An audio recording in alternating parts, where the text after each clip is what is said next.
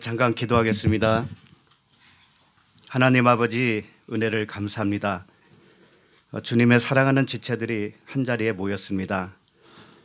모이기를 패하는 어떤 사람들의 습관과 같이 하지 말고 오직 권하여 그날이 가까움을 볼수록 더욱 그리하자고 말씀하신 대로 우리가 함께 모여서 얼굴과 얼굴을 보며 말씀의 떡을 함께 떼게 하여 주시니 감사합니다. 여러 가지 사정으로 참석하지 못한 지체들도 있습니다. 이 시간에 병석에 누워있는 형제 자매들도 있습니다. 주님의 은혜는 부족함이 없는 줄 믿습니다. 그 어디서도 하나님 나라가 되게 하여 주시옵소서. 육체의 어떠함이 생명을 삼킬 수 없음을 알고 있습니다. 마음의 의와 평강과 희락이 넘치게 하여 주시옵소서.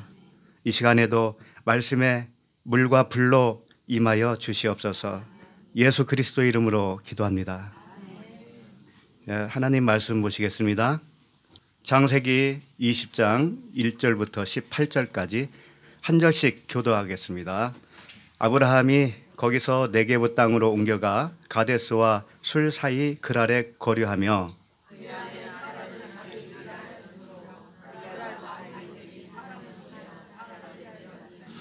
그 밤에 하나님이 아비멜렉에게 현몽하시고 그에게 이르시되 내가 데려간 이 여인으로 말미암아 내가 죽으리니 그는 남편이 있는 여자임이라.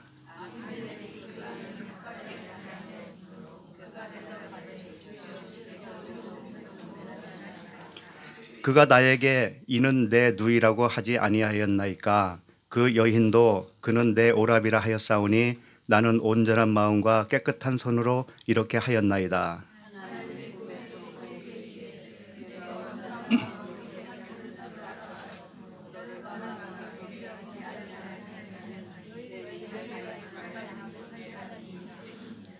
이제 그 사람의 아내를 돌려보내라. 그는 선지자라. 그가 너를 위하여 기도하리니 내가 살려니와 내가 돌려보내지 아니하면 너와 내게 속한 자가 다 반드시 죽을 줄 알지니라.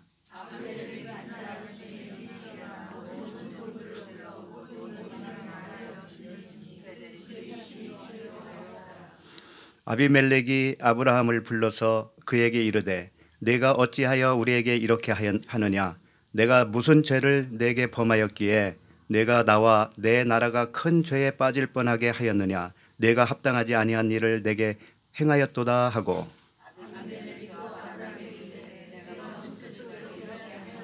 아브라함이 이르되 이 곳에서는 하나님을 두려워함이 없으니 내 아내로 말미암아 사람들이 나를 죽일까 생각하였으며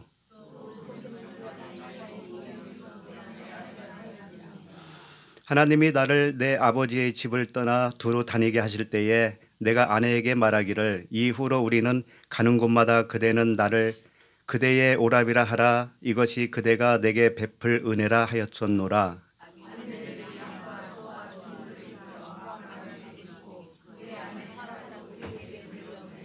아브라함에게 이르되 내 땅이 내 앞에 있으니 내가 보기에 좋은 대로 거주하라 하고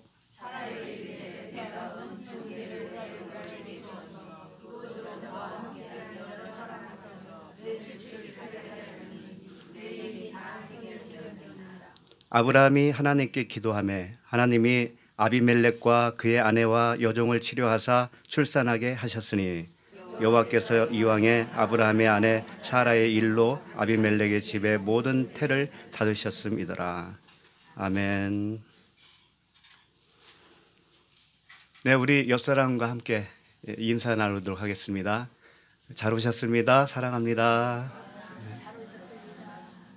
네.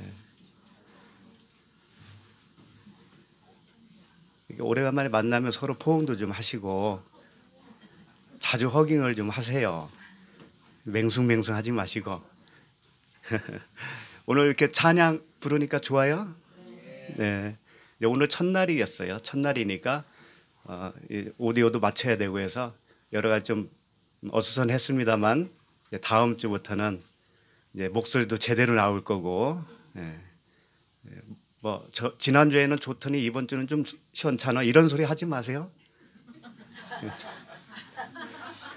사람은 한결같을 수는 없어요. 왜 얼마나 훌륭한지 몰라요. 자, 오늘 말씀이 어떤 말씀인지 아시죠? 오늘 말씀은 속이고 속고 그런 말씀이에요. 아브라함이 누구를 속였죠? 아비멜렉을 속였잖아요. 아비멜렉은 감쪽같이 속았거든요. 뭐라고 속았어요? 뭐라고 속였어요? 자기 아내를 누이라고 속였잖아요. 근데 또 하나님은 뭘 하셔요? 하나님이 꿈에 나타나셔서 비밀을 폭로하잖아요. 사실은 누이가 아니라 아브라함의 아내란다. 하나님이 가르쳐 준 거 아니에요? 예, 성경은 다 그래요. 성경은 속이고 속게 만들고 그 진리를 가르쳐 주셔요. 그렇게 해서 구원하는 거예요. 지금까지 살아오시면서 속아 본 적 없습니까? 속아 본 적? 있어요? 있다고 이렇게 서슴없이 나오는 것은 대단히 큰 사건이 있었다는 얘기겠죠. 예, 우리 집도 그런 예가 있었습니다만은 집을 샀는데 저축하고 아껴 써가지고 집을 샀는데 사기를 당했어요. 사기라기보다도 부도가 났어요. 그러니 집이 이제 경매로 넘어가게 된 거죠.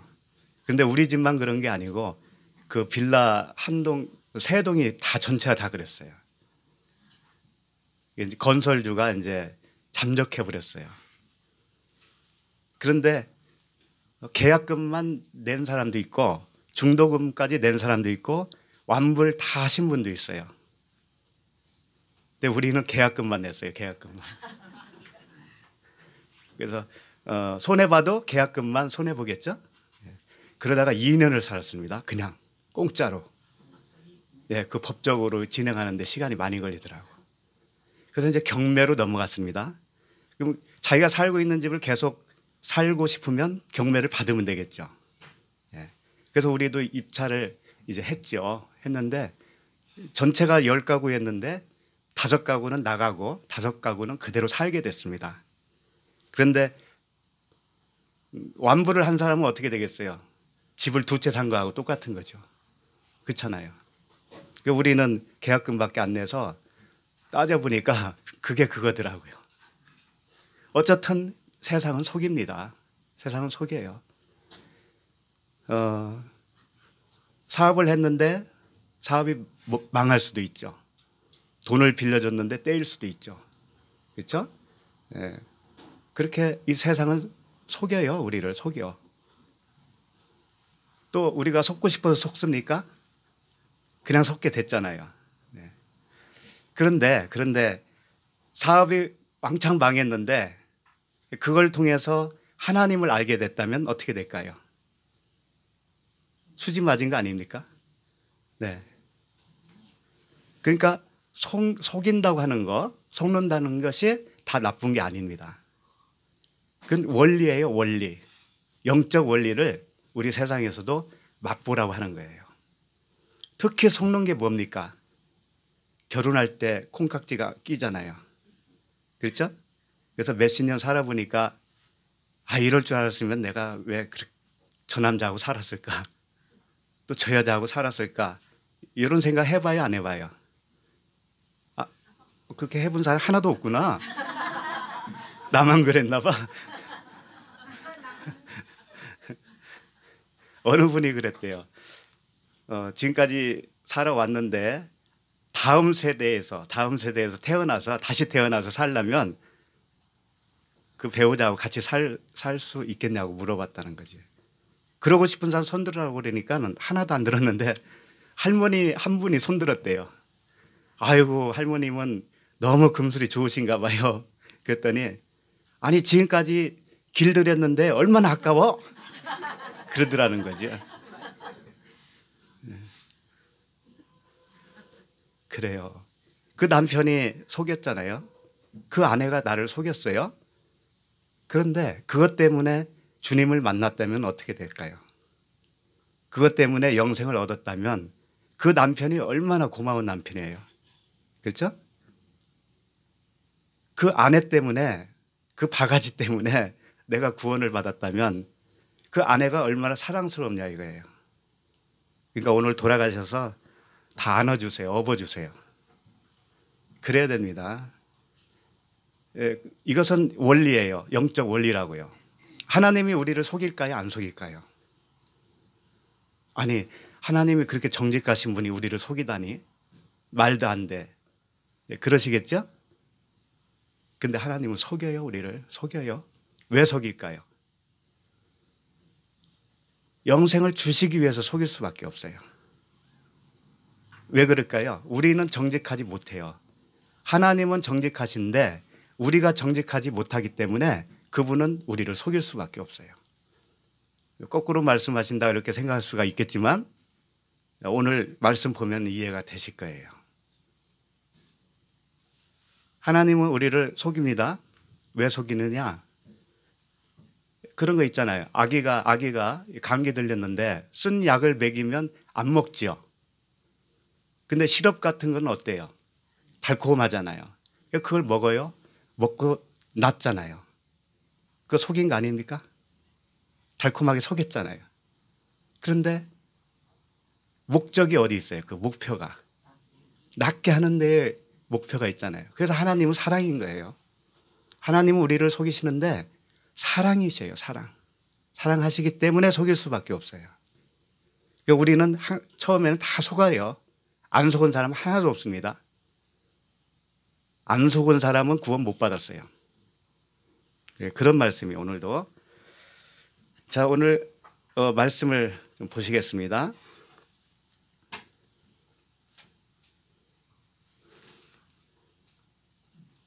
오늘 말씀을 그냥 표면적으로 보면 그런 거잖아요.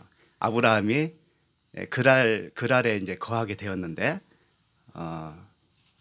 이복 누이다라고 이렇게 속였습니다. 그렇게 소문을 낸 거죠. 그랬더니 그랄 왕이 어떻게 했어요? 그 아내를 데리고 갔습니다. 궁으로 데려갔어요. 데리고 갔는데 밤에 하나님이 현몽하여 이르되 그랬잖아요. 꿈에 나타났잖아요. 꿈에 나타나셔서 사실은 이 여자는 남편이 있는 여자다. 너 건드리지 마. 이런 얘기 하셨잖아요. 그러니까 뭐라 그래요? 나는 손이 깨끗합니다. 아무 죄가 없습니다. 이러잖아요. 그러니까 주님이 뭐라 그래요? 하나님이. 나도 알아. 너 깨끗한 줄 나도 알아. 그러죠. 그러고 나서 어떻게 돼요? 결론은? 아브라함의 아내도 돌려주고 또 덤으로 뭘 줘요? 천냥을 주잖아요. 은천을 돌려줘요. 주면서 이제 일이 다 해결됐다. 이렇게 해피엔딩 됐죠. 그럼 이게 무슨 이야기예요? 무슨 의미가 있냐고 이게 무슨 의미가 있을까요? 그러니까 이렇게 생각할 수 있지 않습니까? 아브라함을 먼저 생각을 한다면 아브라함은 아내를 누이라고 속였으니까 비열한 남자잖아요. 비열한 남자. 그렇죠? 이 말씀 끝에 보면 아브라함이 뭐라고 하냐면 왜 속였냐? 아비멜렉이 그러니까 나를 죽일까 그랬다 그랬잖아요.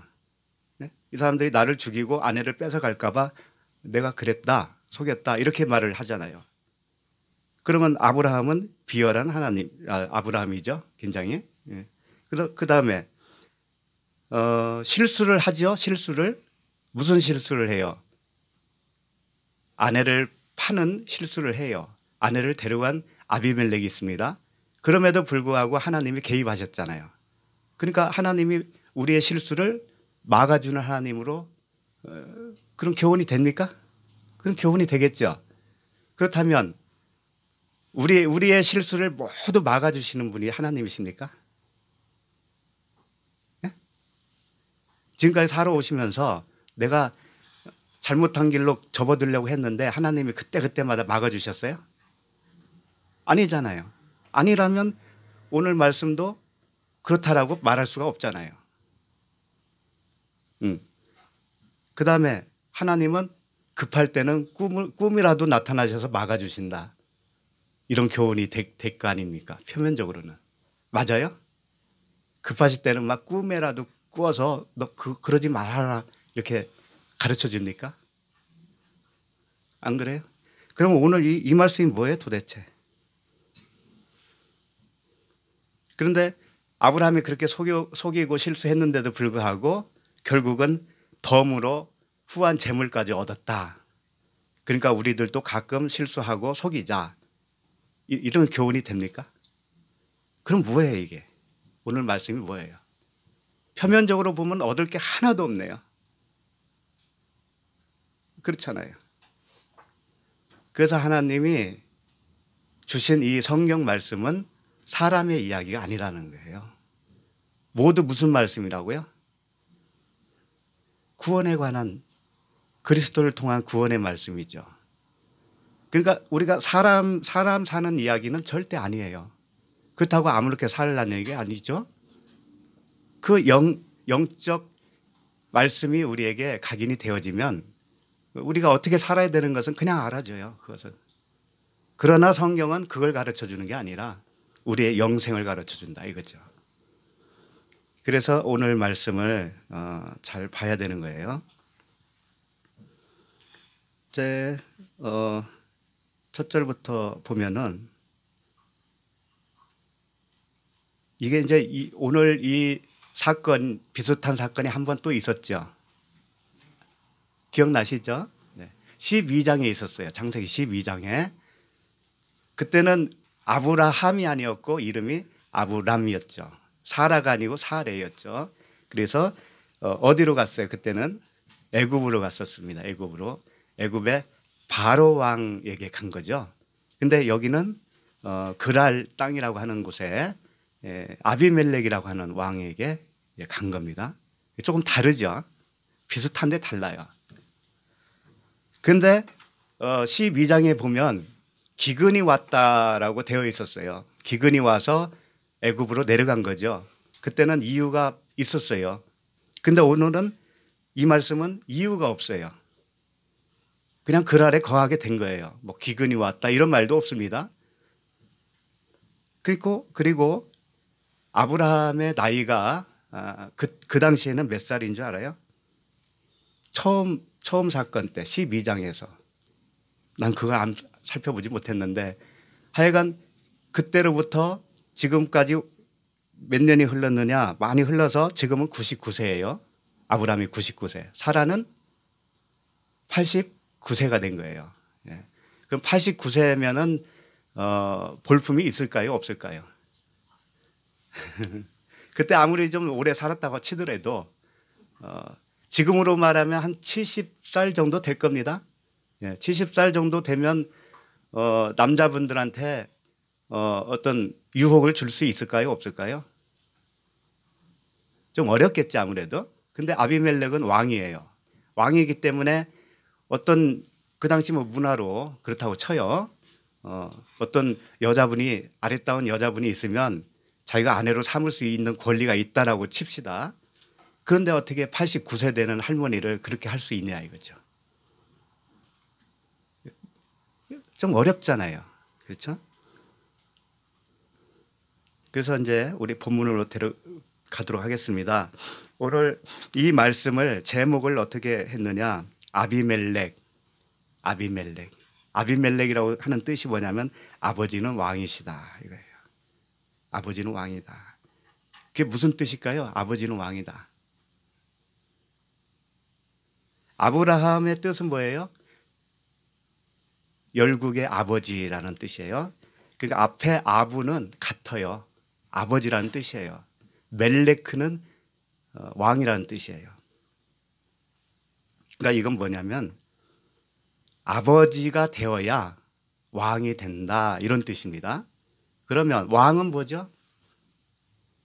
영적으로 왕은 뭐예요? 한 분밖에 안 계시잖아요. 하나님이시라고 해도 되고 그리스도라고 해도 됩니다. 그리스도가 왕이에요. 왕. 그러면 아버지가 되어야 그리스도가 된다 이런 말씀 아닙니까? 그렇죠. 그럼 아버지는 성경에서 뭘 상징한다고 그랬죠? 성전. 항상 성전이라고 했잖아요. 성전. 아버지는. 예. 그러니까 아비멜렉이라고 하는 뜻은 자기가 성전이 되어야 그리스도가 그 안에 계신다 이런 뜻이 되는 거예요. 그러니까 오늘 말씀이 결론은 뭐냐? 아비멜렉이 성전이 되어지는 그런 말씀이라는 거예요. 쉽게 말하면 아비멜렉을 구원하는 말씀이다. 목적은 거기에 있다라는 겁니다.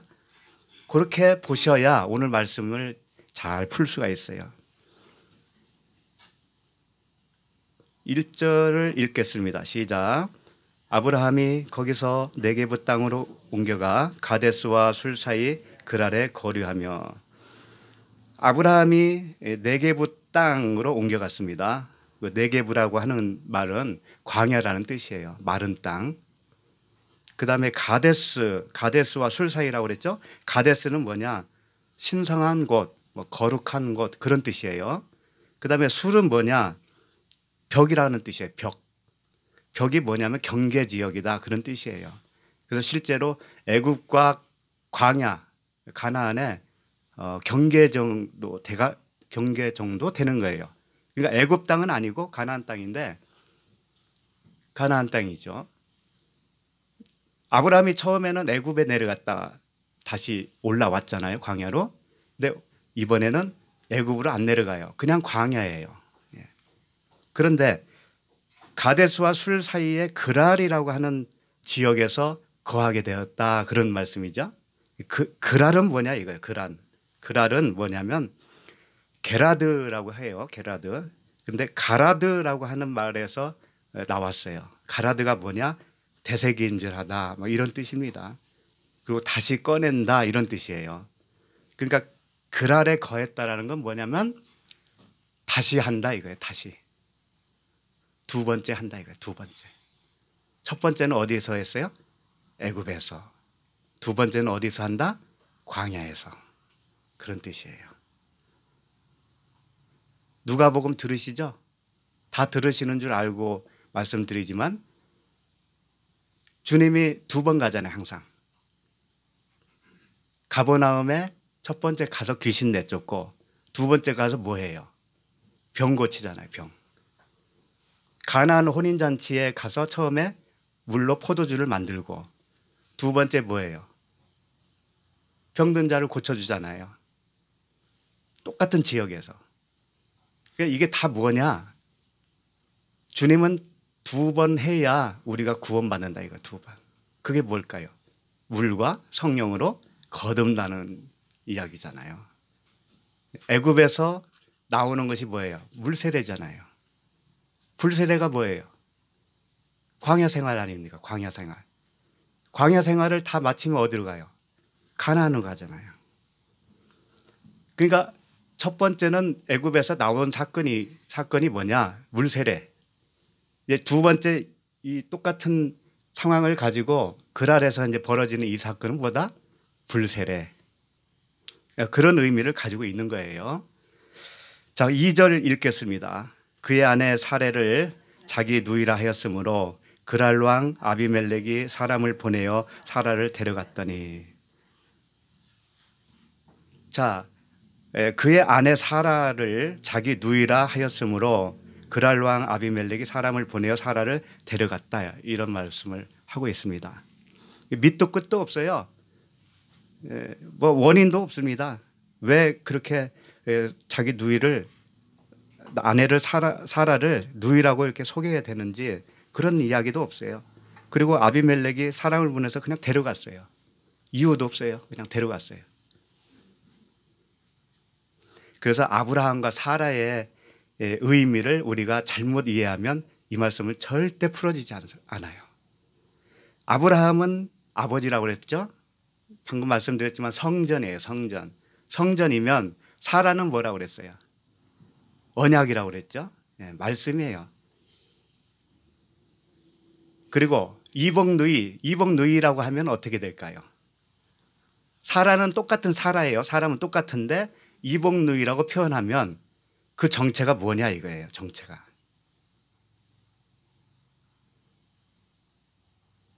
이복 누이라고 하는 것은요, 씨는 하나인데 배가 다르다는 거죠. 그렇죠? 그러면 씨는 하나님이라고 보고 언약이니까, 사라는 언약이니까 씨는 하나님이신데 배가 달라요. 둘이에요. 우리가 잘 알듯이 하갈과 사라, 잘 아시죠? 그와 똑같은 겁니다. 그러니까 사라 한 명을 가지고 아내가 될 수도 있고 누이가 되기도 해요. 아내로 표현할 때는 복음이에요. 언약입니다. 언약. 그런데 누이로 표현하면 어떻게 되냐면 율법이 되는 거예요. 왜 그럴까? 왜? 아내는 한 몸이에요. 한 몸. 다른 데로 보낼 수가 없어요. 한 몸이기 때문에. 그런데 누이라고 하니까 가잖아요. 누이라고 하니까 어디론가 갈 수가 있죠. 그게 무슨 뜻이냐? 하나님은 영이셔요. 영이셔서 우리에게 보여주실 수가 없어요. 우리에게 오실 수가 없다 이거예요. 그럼 우리에게 오셔야 구원을 할 수 있잖아요. 그래서 보냅니다. 보내요. 우리에게 알아먹을 수 있도록 보내요. 그게 뭐예요? 성경 66권이잖아요. 하나님이 우리에게 보내요. 보낸 것이 뭐냐? 성경 66권이에요. 이거 눈으로 보잖아요. 읽을 수 있잖아요. 이 차원이 누이다 이거예요. 이 차원이. 언약은 언약이에요. 하나님의 말씀은 하나예요. 하나. 하나인데 성경 66권을 우리에게 보내주면 우리는 어떻게 보느냐? 그걸 언약으로 못 봐요. 이걸 언약으로 못 본다니까. 어떻게 보냐? 율법으로 본다고요. 율법으로. 그러니까 사라나 누이나 아내나 누이나 똑같잖아요. 한 사람이죠. 그런데 아비멜렉이 데려갈 때는 누이로 데려갔잖아요. 정체가 누이예요. 그런데 아비멜렉이 데려갔는데 아내로 알아봐요? 못 알아봐요? 아브라함의 아내로 알아봐요? 못 알아봐요? 예. 아브라함의 아내로 알아보면 뭐예요? 그것이 언약이다라는 것으로 알아볼 거 아닙니까? 그렇죠? 근데 누이로 알고 데려갔기 때문에 언약으로 보질 못한다. 이거예요. 그런데 누이나 아내나 똑같아요. 사라잖아요. 사라. 한 사람이잖아요. 요 말씀이 율법이지만 복음이잖아요. 언약이죠. 똑같아요. 똑같은데 다만 못 볼 뿐이에요. 못 볼 뿐이다.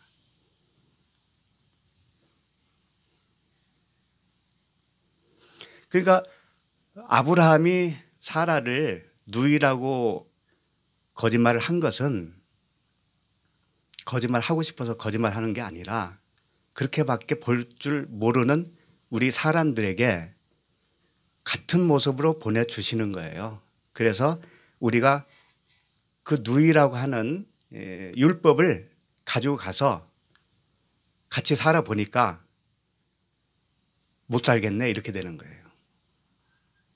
율법으로는 하나님을 알 수가 없고 율법으로는 의인도 될 수가 없네. 이걸 알게 되는 거예요.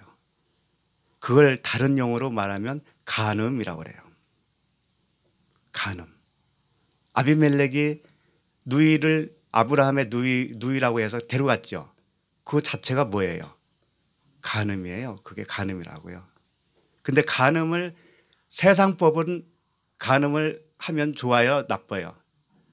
하면 안 되겠죠? 근데 하나님의 법은요? 해야 되는데 이미 하고 있어요. 다. 되는 게 아니고 그냥 간음이에요. 간음. 다.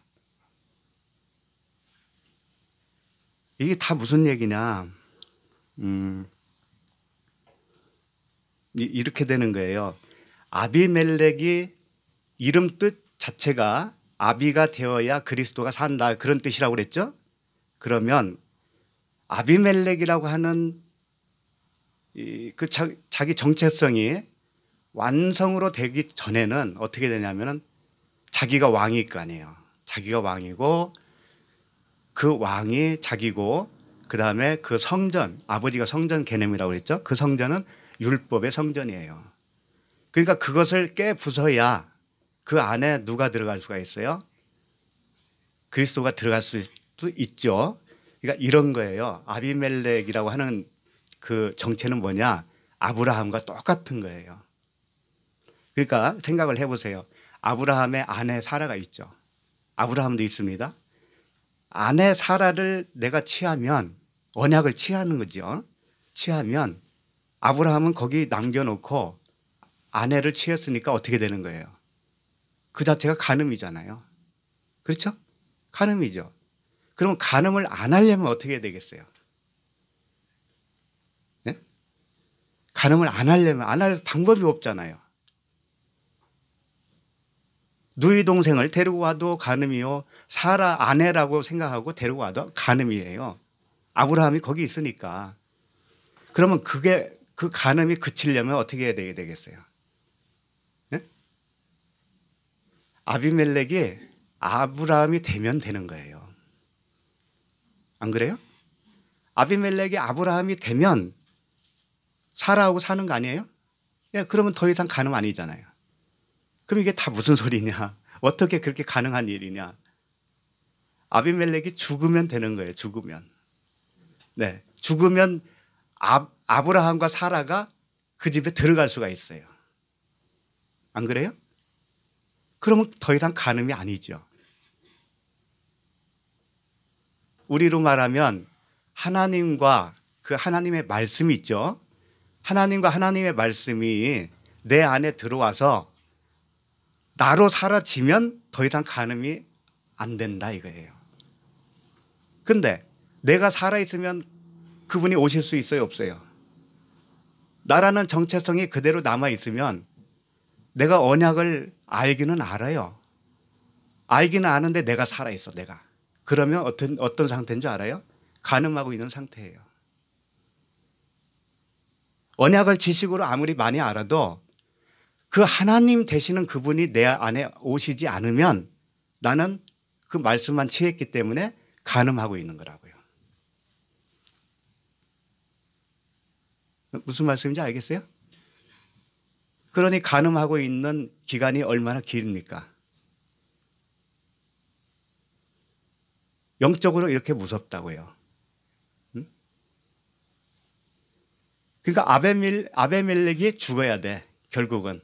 죽고 거기에 아브라함과 사라가 들어가야 돼.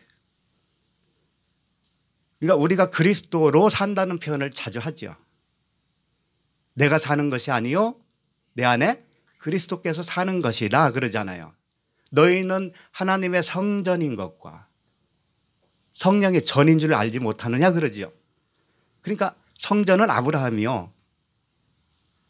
말씀은 성령이시란 말이에요. 그러니까 우리가 그리스도라고 하는 말씀이 내 안에 들어오려면 성전이 되어야 되는 거예요. 성전은 아버지 차원이라고 그랬죠. 그 아버지, 하나님의 아버지가 너희 안에, 내가 너희 안에, 네가 내 안에, 아들이 그리스도라고 하는 아들이 너희 안에, 네가 그리스도 안에, 이렇게 하나가 되어지기까지는 우리는 어떻게 하고 있다? 간음을 하고 있다. 왜? 언약이라는 걸 알았어요. 안 것 가지고 되는 게 아니라니까요. 아는 건 뭐냐면 취해온 것 뿐이에요. 아비멜렉이 사람을 보내서 취해왔죠. 네? 사라를 데리고 왔죠. 사람을 시켜서 데리고 왔죠. 데리고 오면 안 되는 거예요. 말씀이 스스로 오셔야 돼요. 말씀이 내 안에 오셔야 그게 간음이 아닌데 내가 스스로 가져오잖아요. 그러면 간음이에요. 그 사건이 뭐냐? 선악과 사건이에요. 선악과는 생명나무입니다. 생명나무. 생명나무인데 하와가 그 생명나무를 딱 봤을 때 어떻게 느꼈냐면 먹음직하고 보암직하고 지혜롭게 할 만큼 탐스럽게도 보인 거죠. 이렇게밖에 못 봐요, 인간이. 그래서 어떻게 해요? 자기가 어떻게 해요? 그걸 따먹잖아요. 내가 따먹으면 그건 간음이라니까. 그 말씀이 내 안에 들어와야 되는 거예요. 들어와서 나는 죽고 그분이 내 안에 들어오셔서 그분이 사셔야 되는 거예요. 그래야 간음이 아닌 거죠. 그래서 들었다 하는 것이 되는 거 아닙니다. 착각하시면 안 돼요. 그런데 들어야 돼요. 일단은. 그건 과정이니까, 필수 과정이기 때문에 어쩔 수 없어요. 그러니까 하나님이 우리에게 말씀을 이렇게 하시는 그 말씀이 이 성경이죠. 성경 말씀이죠. 이 말씀을 우리가 볼 때는 다 율법으로밖에 안 보이는 거예요. 근데 그 하나님 자신이 우리 안에 들어올 때 그 간음이 그치는 겁니다. 그 율법이 복음으로 그치는 거예요. 사랑으로 완성되는 거예요.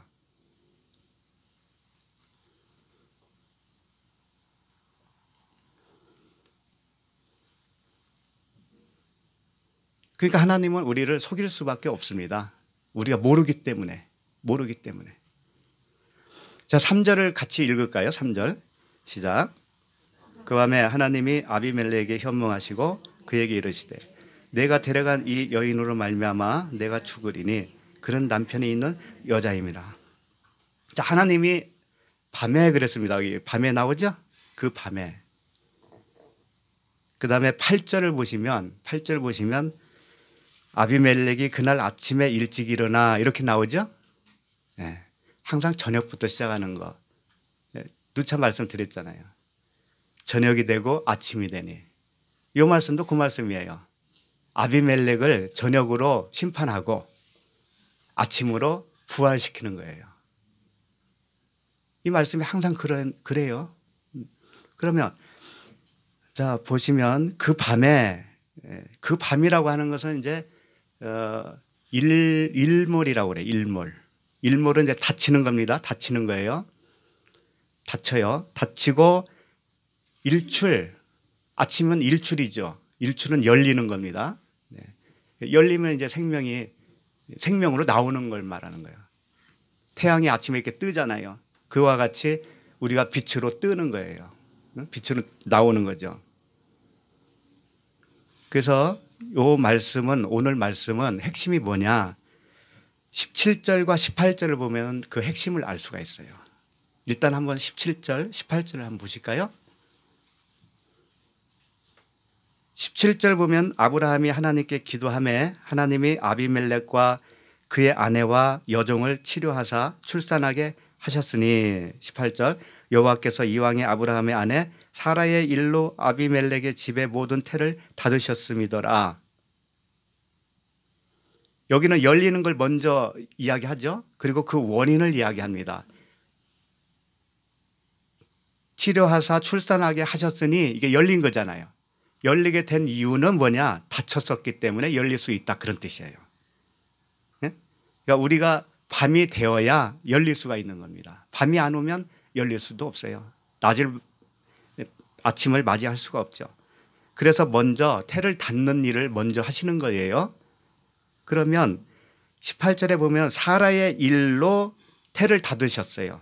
그럼 사라는 무슨 역할을 한 거예요? 여기서 사라는 태를 닫은 역할을 했죠. 그 다음에 17절 보면 아브라함이 하나님께 기도했습니다. 기도하니까 어떻게 됐어요? 그 아내와 여종을 치료해서 출산하게 되었다. 그런 말씀이 됐잖아요. 그러니까 사라는 닫히는 역할을 하고 아브라함은 여는 역할을 해요. 오늘 말씀이 다 그겁니다. 왜 사라는 닫히는 말씀을 했을까요? 누이로 위장해 가지고 들어와서 어떻게 했어요?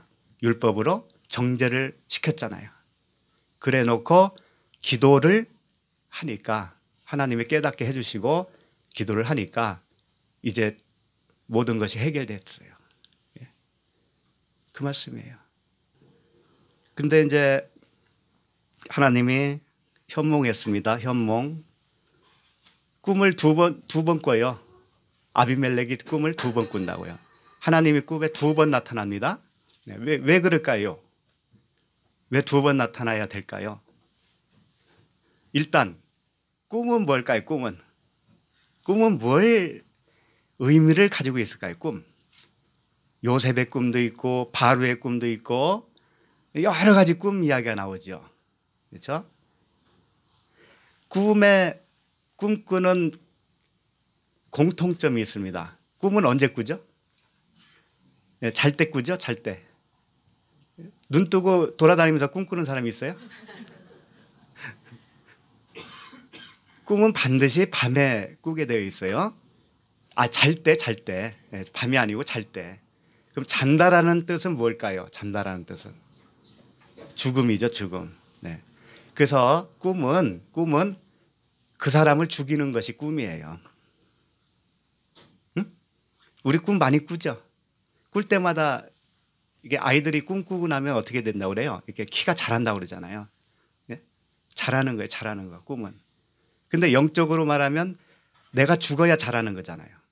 그러니까 내 뜻은 버려지고 하나님의 뜻이 세워지는 것이 뭐예요? 꿈이에요, 꿈. 그래야 자라는 거잖아요. 그러니까 하나님이 꿈에 나타나셨다라고 하는 것은 너의 뜻을 내가 죽이겠다 그런 뜻이에요. 너의 뜻은 내가 죽이고 내 뜻을 관철시키겠다. 그것이 꿈의 실체예요. 이해가 갑니까? 그러면 이제 첫 번째 하나님이 나타나셔서 뭘 하시겠어요? 아비멜렉의 뜻을 이제 박살내겠죠. 그리고 하나님의 뜻을 세우시겠죠. 그 내용이에요. 볼까요? 내가 데려간 그 여인으로 말미암아 내가 죽으리니 그는 남편이 있는 여자임이라. 하나님이 꿈에 나타나셔서 뭘 폭로를 해요? 아브라함의 아내가 네가 데려온 아브라함의 누이라고 하는 그 여자가 사실은 아브라함의 아내다. 이제 그걸 가르쳐 주고 있죠. 다시 말해서 이거예요. 우리가 성경 말씀을 받았는데 내가 취했어요. 처음에는 내가 취해. 내가 읽고 이렇구나 저렇구나 자기 마음대로 해석을 하고 그런다고요. 별짓 다 한다고. 그런데 하나님이 계시로 오시면 어떻게 되는지 알아요? 계시 알죠? 계시가 열어주는 거잖아요. 열어주면 이게 언약이구나 그때 안다고요. 내가 해야 되는 게 아니구나. 이걸 하나님이 해주시겠다고 하는 일방적인 언약이구나. 이렇게 알아진다니까요. 지금 그걸 말씀을 한 거예요. 응? 그 누이가 사실은 그의 아내다라고 하는 의미는 뭐냐? 이게 율법이 아니고 뭐예요? 언약이다. 그걸 가르쳐 준 거잖아요. 하나님이 그렇게 폭로를 하셨습니다. 그러면 아비멜렉 입장에서는 자기 뜻이 이제 박살 날 거 아니에요. 아비멜렉의 반응이 어떻게 변할까요? 그러면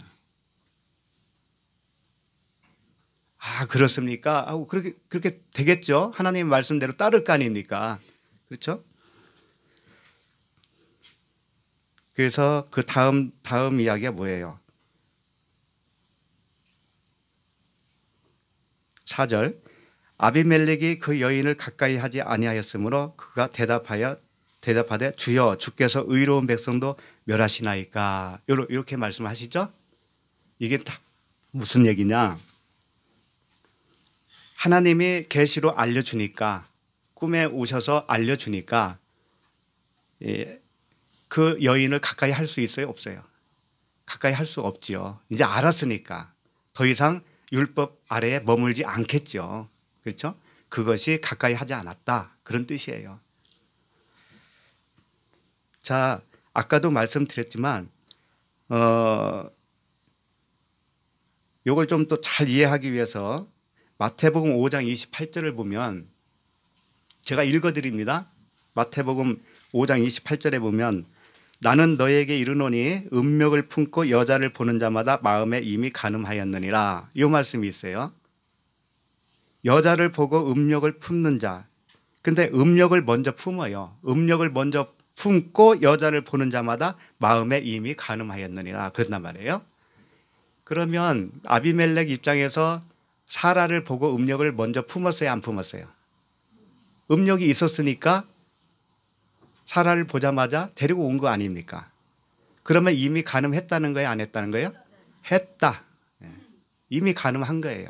가까이 하든 안 하든 이미 데려온 것 자체가 간음을 한 거예요. 아비멜렉 입장은.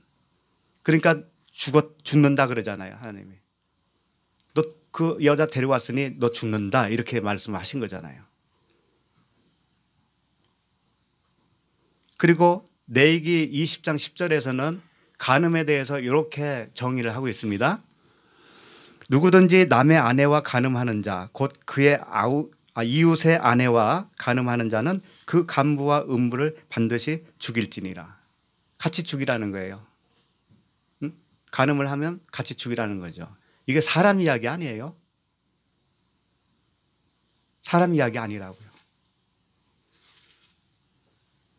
누구든지 간음하는 자, 그 음욕을 품고 바라보는 자, 이게 뭔지 알아요? 하나님 말씀을 나의 육에, 우리 이생이 있잖아요. 이 세상 살아가는 이 이생에 유익할 말씀으로 내가 딱 생각을 하고 말씀을 보는 순간부터 이미 뭐라고요?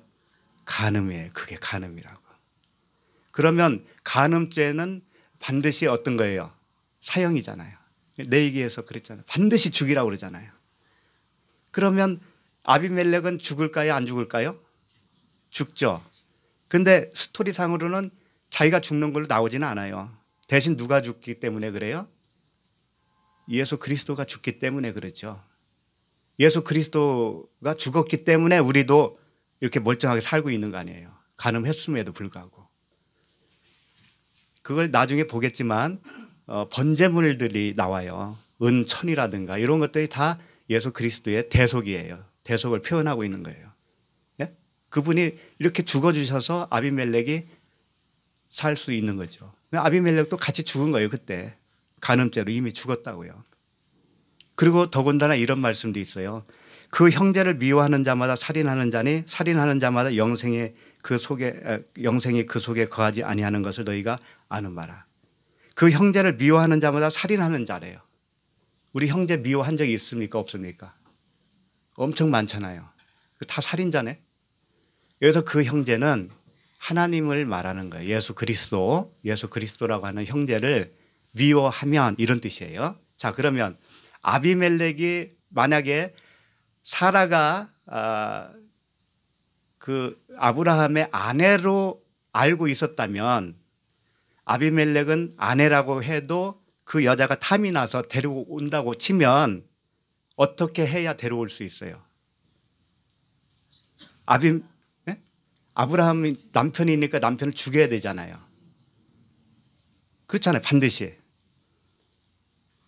근데 그렇게 안 하게 하기 위해서 누이로 위장을 했다 이거예요. 감사하게도. 왜냐하면 지금 아비멜렉은 애굽을 넘어온 사람이에요. 쉽게 말해서 애굽 왕이 물세례를 받았죠. 애굽 왕을 아비멜렉 왕으로 표현할 뿐이에요. 애굽 왕이나 아비멜렉 왕이나 하나예요. 하나. 그러니까 아비멜렉은 두 번째 지금 사역에 들어온 거니까 광야라고 그랬잖아요. 애굽에서 건너와서 광야. 그러면 물세례를 한번 받았다라는 의미가 되죠. 그러면 살인죄는 이제 끝났다 그런 얘기예요. 그것은. 그러니까 육신의 정욕과 안목의 정욕 이생의 자랑이 있죠. 육신의 정욕이 끝났어요. 이미 아비멜렉은. 그런데 무엇만 남았어요? 네? 안목의 정욕과 이생의 자랑이 남아있어요. 이게 광야에서 죽이는 거라고요. 그러니까 첫 번째는 뭐냐 이런 거예요. 첫 번째 물세례라고 하는 의미는 뭐냐 이런 거예요. 뭐냐 세상 법에도 이 법이 있죠. 법정에서 재판을 하잖아요. 재판. 그러면 살인죄를 범한 사람이 재판을 받아요. 그러면 법정에서 어떻게 해요? 너는 살인에 처한다라고 하는 판결을 받죠. 이 판결 받는 것이 물세례예요. 근데 실제 사형 집행은 언제 하든가요? 그 후에 하죠. 후에 뭐 1년 후든 2년 후든 하잖아요. 그 기간이 좀 있죠. 왜 기간을 줄까요? 소위 말하는 좀 뉘우치라는 의미 아니겠어요? 뉘우쳐라. 너 살인했으니까 뉘우쳐라. 그런 기간이죠. 그게 광야의 삶이라니까요. 그러니까 불세례는 뭐냐? 너는 살인죄고 너는 사형에 처한다라고 선포를 해주는 거예요. 내가 죽었어. 이제 이미 죽은 거잖아요. 선포됐으니까. 죽었는데 아직 나라는 고집이 계속 살아있다 이거죠. 하나님 입장에서는 너 죽은 거고 너 새로 살아난 거야 라고 법적으로는 그렇게 해 주시는 거예요. 법적으로.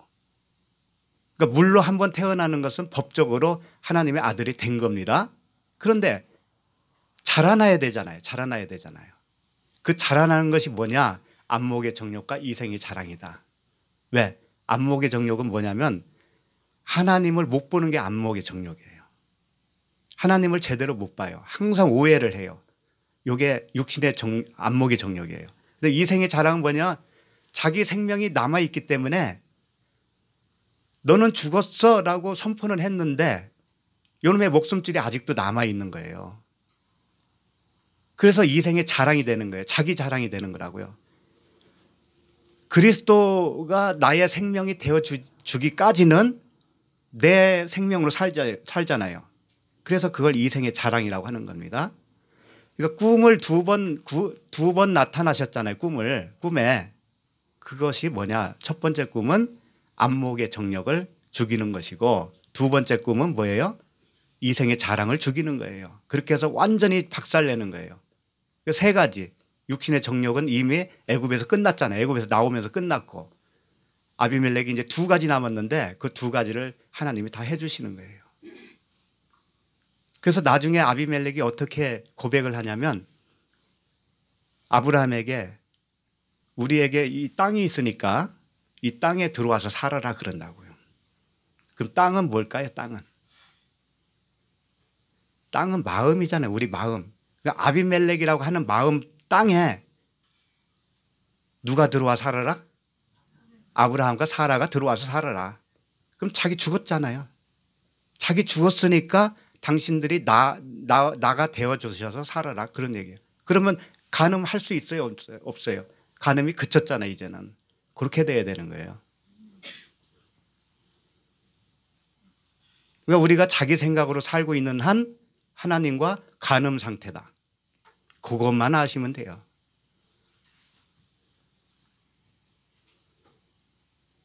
그래서 그 형제를 미워하는 자, 이것은 만약에 아브라함이 사라와 살고 있는데 아브라함의 아내를 뺏어오려면 아브라함을 미워할 수밖에 없잖아요.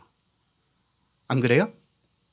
저 남편만 없었으면 저 아내를 내가 취할 수 있는데 그런 생각을 할 거 아닙니까?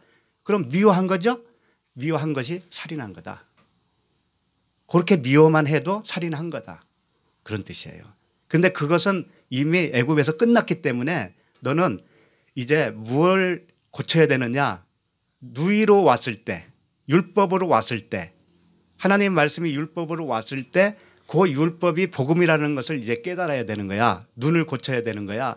그 작업을 해 주시는 거예요. 자, 40절로 가겠습니다. 4절. 오늘은 5절까지만 할 거예요. 너무 겁내지 마세요. 근데 본문을 왜 다 읽었느냐? 일단은 통으로 알고 있어야 알잖아요. 이게 맥을 알잖아요. 세세히 하는 것은 무리예요. 18절까지 다 하는 건 무리입니다. 그래서 5절까지만 하고 다음 주에 나머지 18절까지 하겠습니다. 자, 4절 읽을까요? 아비멜렉이 그 여인을 가까이 하지 아니하였으므로 그가 대답하여 의로운 백성도 멸하시나이까. 네. 아비멜렉이 그 여인을 가까이 하지 아니하였다라는 것은 이제 율법 아래에서 벗어나게 됐다 그런 뜻이고, 의로운 백성도 멸하시나이까 라고 하는 의미는 뭐냐면 이 의롭다고 하는 것과 의롭다라고 하는 것은 뭐냐면 법정 용어예요. 하나님이 너 의로운 자야 라고 인쳐주는 거예요. 아까 얘기했죠. 물세례를 받고 애굽에서 홍해를 건너오면 너는 하나님의 백성이야 라고 인쳐준다고 그랬잖아요. 그래서 의롭게 됐다라는 거예요. 그러니까 더 이상 죽음이 있어요? 없어요? 없어요. 이제 죽음은 없어요. 죽음은 없지만 온전치가 못해요. 그렇잖아요. 우리가 다 그렇죠.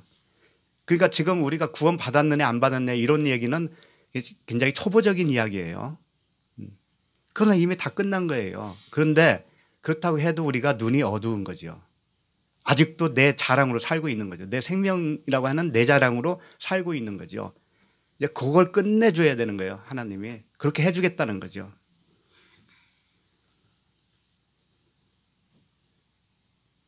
그러니까 주님이 이런 말씀도 하셨어요. 누가복음 12장 50절에서 나는 받을 세례가 있으니 이것이 이루어지기까지 나의 답답함이 어떠하겠느냐, 이런 말씀이 있어요. 이게 무슨 말씀이냐? 주님이 세례 요한에게 세례를 받았죠. 물 세례를 받았죠. 그리고 나서 나는 받을 세례가 있으니 이렇게 또 말씀을 하신단 말이에요. 세례 요한에게 받은 세례를 이미 끝났는데 받을 세례가 또 남아 있다라는 거죠. 그게 뭘까요? 네? 십자가의 죽음이잖아요. 그러니까 세례도 두 번 있다 이거예요. 물세례, 불세례. 곳곳에 이런 말씀을 하셔요. 자, 5절로 넘어가겠습니다. 5절 시작. 그가 나에게 이는 내 누이라고 하지 아니하였나이까 그 여인도 그는 내 오라비라 하였사오니 나는 온전한 마음과 깨끗한 손으로 이렇게 하였나이다. 지금 아비멜렉이 하나님께 뭘 하는 거예요? 자기의 죄가 없음을 주장하는 거잖아요. 나는 온전한 마음과 깨끗한 손으로 이렇게 했다. 그렇게 주장하고 있죠. 예. 그게 맞아요. 왜 맞느냐? 속인 건 아브라함이 속였지 뭐 자기가 속은 건 자기잖아요. 아비멜렉 입장에서는. 그렇죠?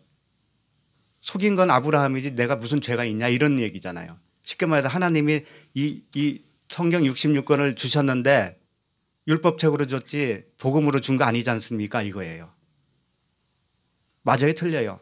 맞아요. 책 읽어보세요. 이렇게 하라 저렇게 하라 다 요청이잖아요. 살인하지 마, 간음하지 마, 다 그거잖아요 이게. 그런데 어떻게 아니라고 할 수 있나요? 맞아요. 이거 맞아. 속인 것은 하나님이다 이거예요. 쉽게 말하면. 하나님이 속였지 내가 무슨 죄가 있습니까? 이런 말이라니까. 근데 하나님이 속인 건 맞는데 그게 왜 속였다? 구원의 헬리니까 어쩔 수 없잖아요. 감기약 쓴 거 먹이면 안 먹으니까 단 거 먹여야 되잖아.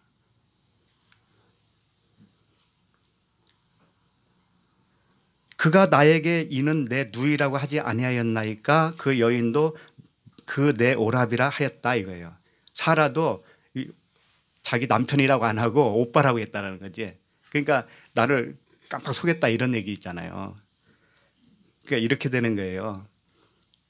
계속 말씀드렸지만 누이라고 하는 것은 누이로 다가오면 같은 하나님의 말씀인데 율법으로 다가오는 거예요.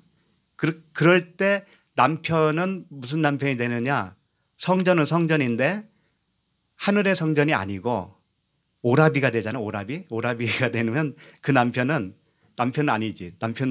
남편이 아니고 그 오라비는 땅의 성전이 되는 거예요. 그렇지. 사람이 지은 집. 주님이 그 집을 헐어주시잖아요. 자기 육체로 헐어주시죠.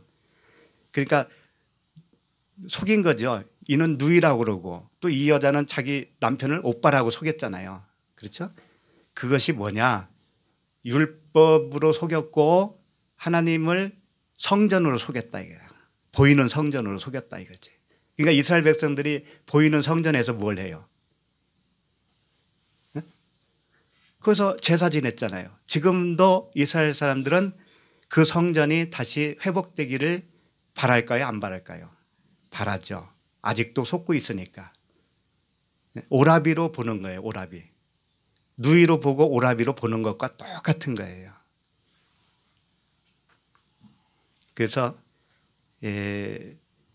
이런 말씀이 있어요. 여기를 좀 찾아보도록 하죠. 여기는 출애굽기 19장 5절이에요. 출애굽기 19장 5절에 보면 세계가 다 내게 속하였나니 너희가 내 말을 잘 듣고 내 언약을 지키면 너희는 모든 민족 중에서 내 소유가 되겠고 너희가 내게 대하여 제사장 나라가 되며 거룩한 백성이 되리라. 너는 이 말을 이스라엘 자손에게 전할지니라.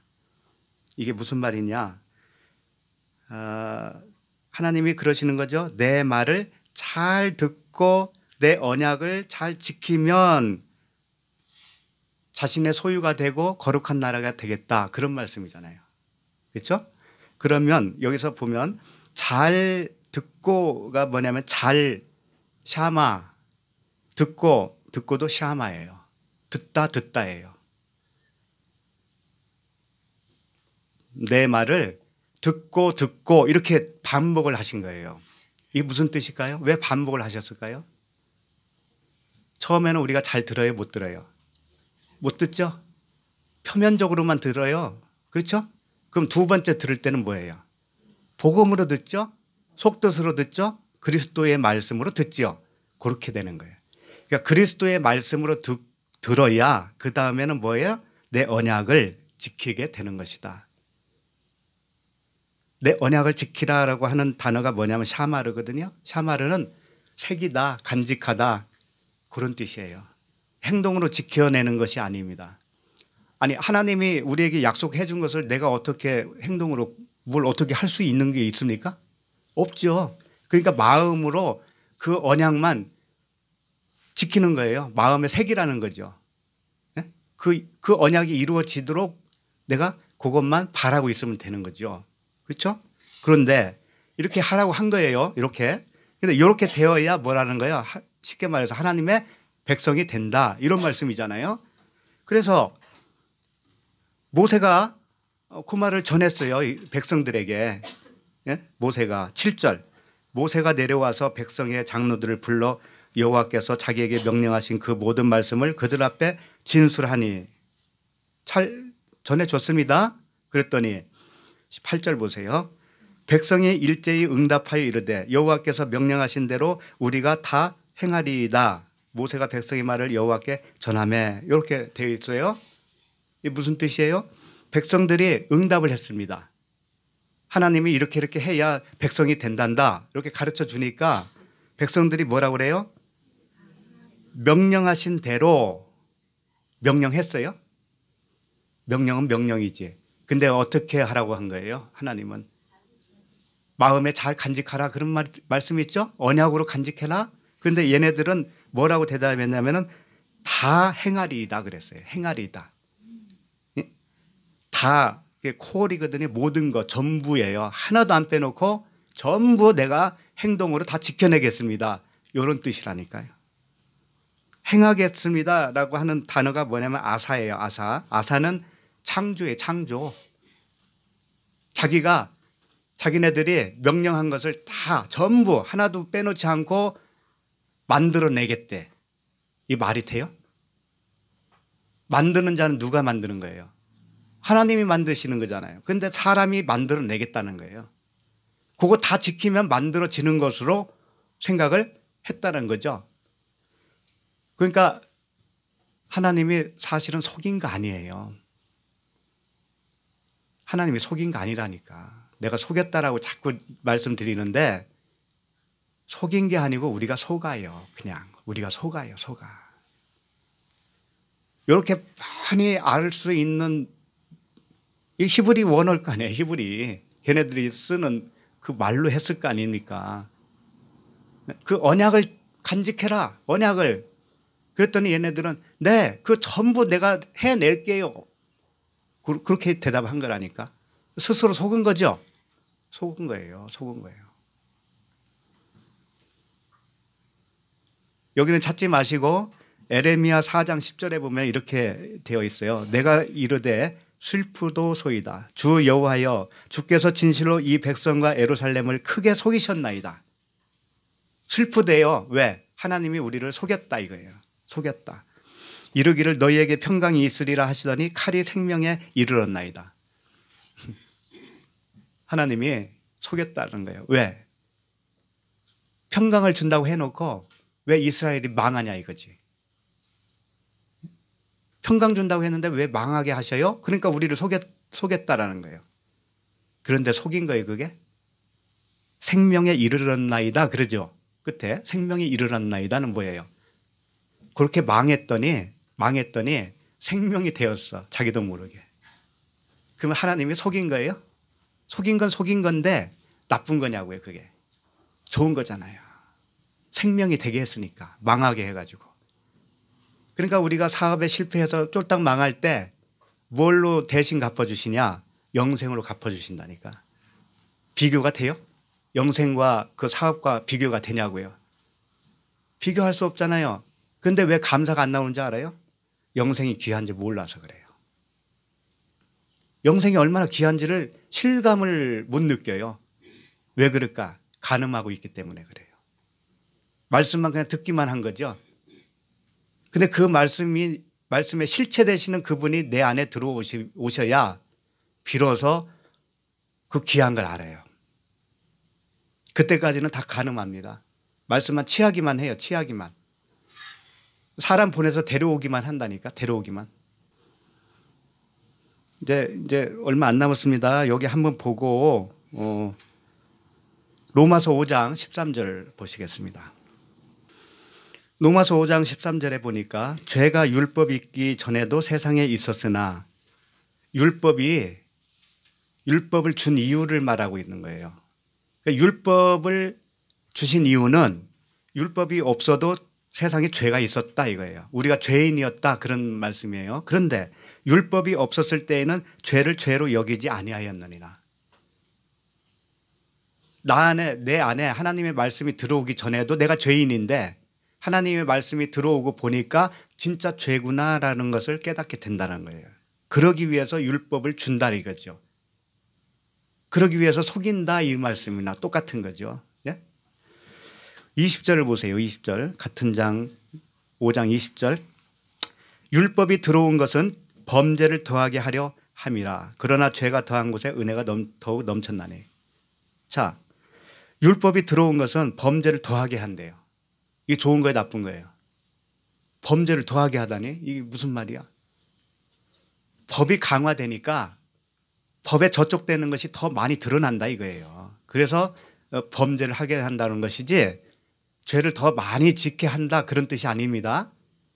죄가 더 많이 드러나게 하기 위해서 율법을 주신다 그런 뜻이에요. 예.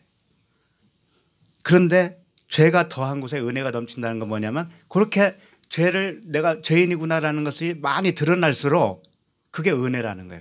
그 자체가 은혜라는 거죠. 그 자체가.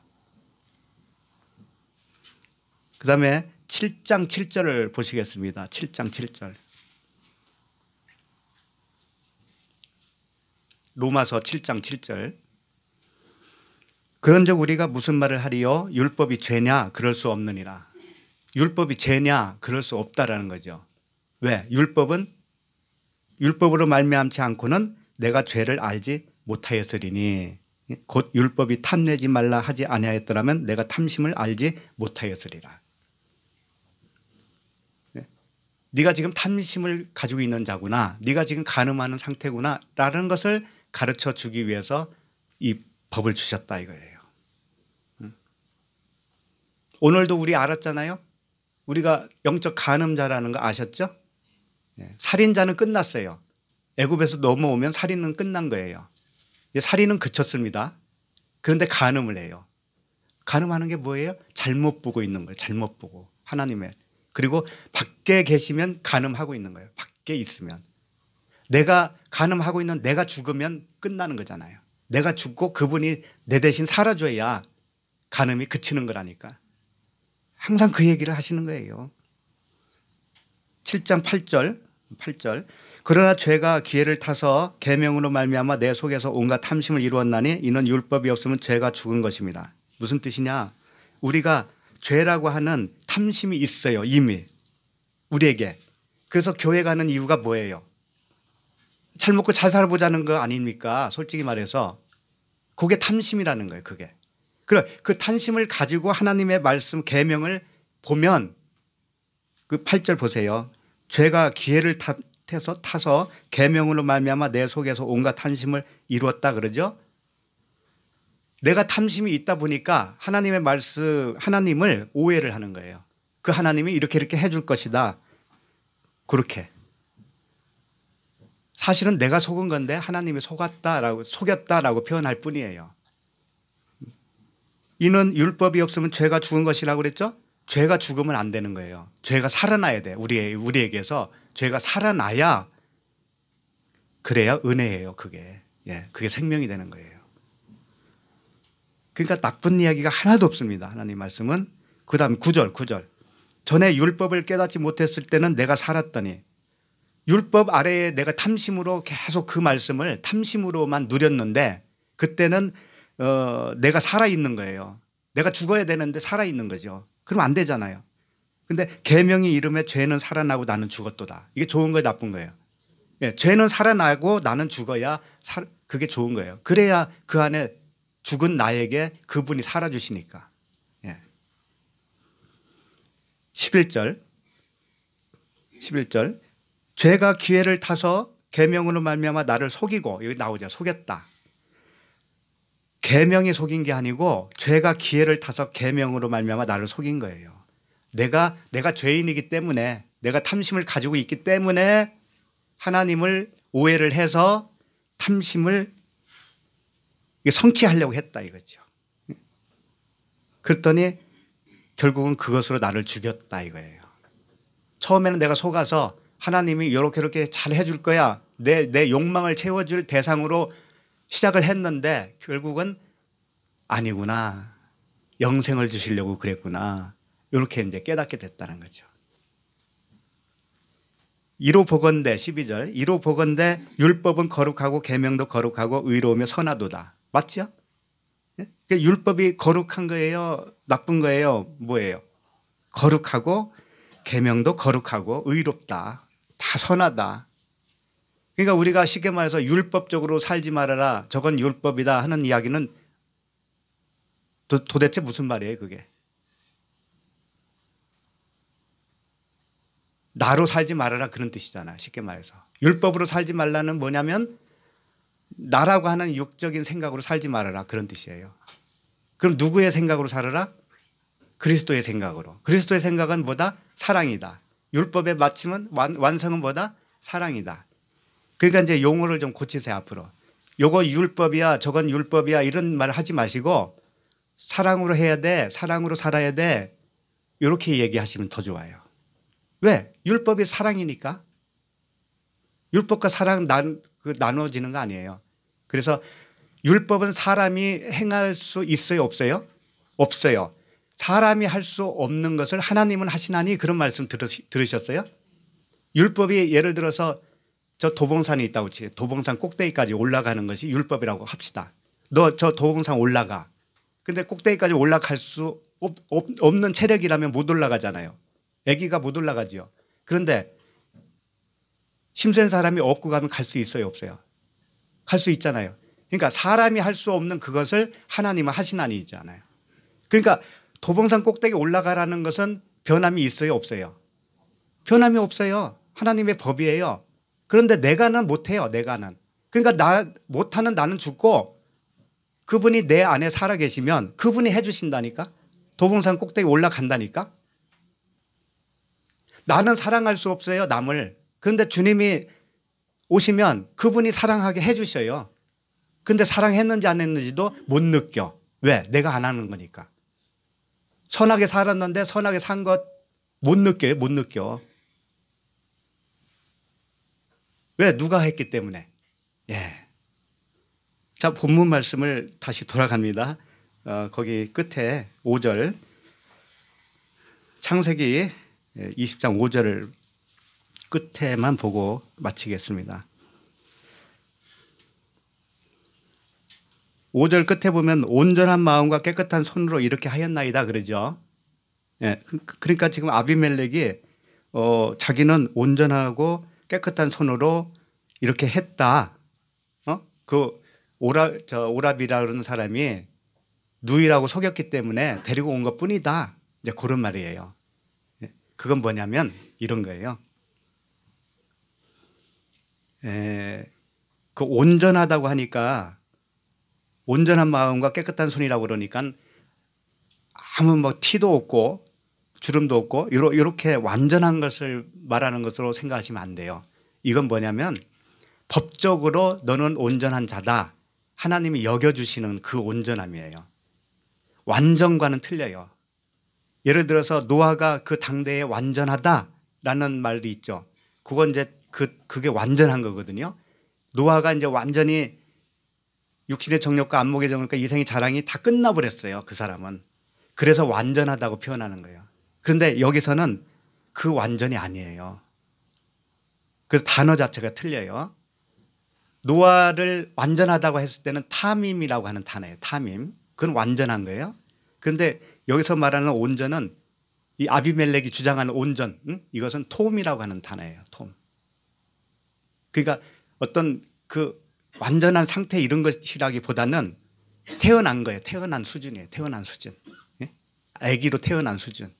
그러니까 아기로 태어난 수준에서는 깨끗하기는 깨끗한 거예요. 생명을 가졌으니까. 그런데 눈은 어둡잖아요. 그래서 자기는 깨끗한 손으로 했다 이렇게 말을 하는 거예요. 그러니까 태어나면 일단 깨끗한 겁니다. 죄가 없는 거예요. 그걸 잘 구분을 해야 돼요. 그래서 주님이 이런 말씀하셨어요. 주님이 이것을 잘 설명하기 위해서 요한복음 13장 10절이에요. 제가 읽어드려요. 잘 아니까. 요한복음 13장 10절에 보면 예수께서 이르시되 이미 목욕한 자는 발밖에 씻을 필요가 없느니라. 이 목욕한 게 뭐죠? 물세례. 물세례를 받은 사람은 이제 생명은 태어났어요. 생명은 태어났고 그 체인지 된 거예요. 거듭난 거예요. 그런데 그걸 목욕한 자라고 그러는 거죠. 그런데 뭐가 남은 거예요? 발밖에 씻을 필요가 없느니라 그러잖아요. 온몸이 깨끗하니라 너희가 깨끗하나 다는 아니니라 그랬는데 발밖에 씻을 필요가 없다라는 것이 뭐냐면 불세례를 말하는 거예요. 이 발은 복음을 전하는 거거든요. 복음의 발, 복음의 신 이런 말 많이 들었죠. 이 발은 내가 진짜 무엇을 전하는가 거기에 달려 있거든요. 그러니까 진짜를 전해야 되니까 너는 태어나기는 태어났지만 아직은 병자잖냐. 네가 전할 단계가 아직 아니잖니. 그러니까 고침을 받아야지. 이게 불세례예요. 불세례. 그렇게 해야 깨끗한 발이 된다는 거죠.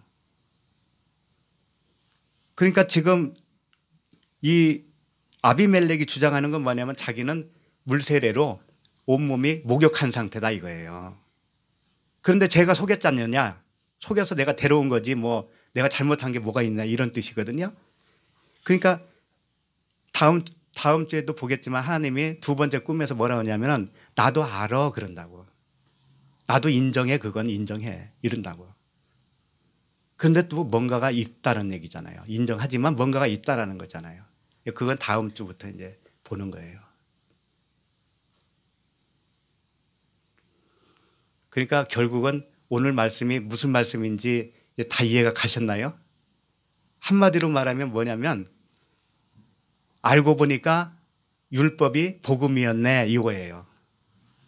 아비멜렉이 취한 그 사라가 누이가 아니라 아브라함의 아내였네. 율법이 아니라 복음이었네. 이걸 안 거라고요. 그렇게 해주시는 과정에서 주님이 이렇게도 표현하고 저렇게도 표현하고 재밌잖아요. 그러니까 진수성찬이지 항상. 예기치 않은 메뉴가 맨날 뜨잖아요. 오늘 이제 말씀 끝났으니까 밥 먹어야 되죠. 오늘 메뉴가 또 뭔지 아세요? 모르고 보는 게 좋아요.